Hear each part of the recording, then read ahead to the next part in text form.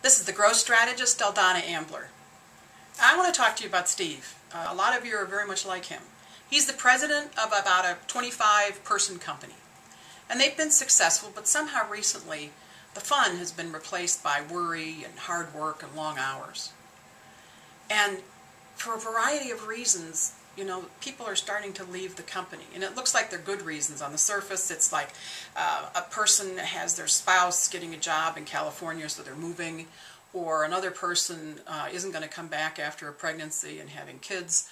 Another one is tired of the commute and wants to be closer to home. They're all valid reasons. But it still adds up to you bounce back to 18 people. And you slowly, refill the positions to hit 25, bounce back to 18. Now, just from that vignette, do you think Steve's business is poised for growth or free fall? Now, it sounds like it's poised for the plateau to continue, but there's a point where it doesn't continue. There's something else coming. Change is coming. Now, no vignette tells you enough to give you, the real answers to that, but it does have enough information to make you ask some questions. So let me give you a few that I would ask. I want to make sure you know, the fact is there's a dramatic increase in the likelihood of a plateau happening when a company is at about 25 to 28 people. And that's about human behavior and things like span of control and the amount of time that's available in a day. So there's some important decisions that need to be made at that size. And they're often not made. So what happens is that managers get asked to create systems to prevent problems, to document marketing, help with sales, and keep things moving. But the primary decisions of the business remain with the president.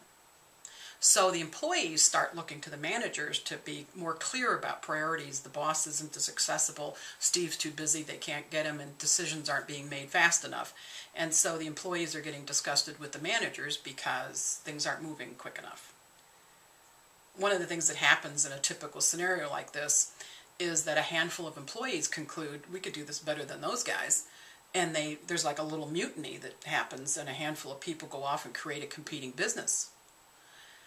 And it drops to 18, you incrementally, start to grow back, you hit 25 and drop back to 18 a few times. I guess I would ask about the composition of the management team and what Steve really wants.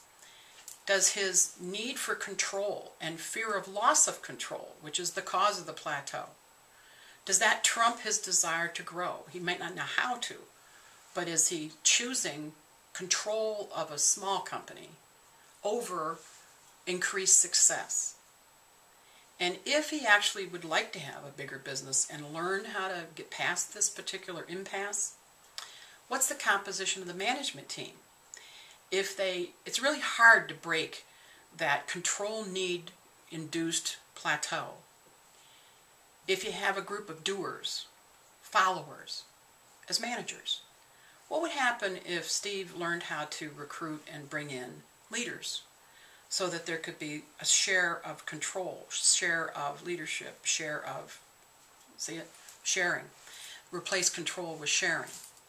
So, if you recognize yourself that you have a fear of lost control and you bounce from 25 back to 18, or there's some other typical size points for companies, you can see it in your friends, ask. If that's you, look at the data of your plateau. Is it telling you that the thing that's going to follow is growth or free fall? And what are you going to do about it? Wow. Food for thought. This is the growth strategist, Donna Ambler, with your strategy tip of the week.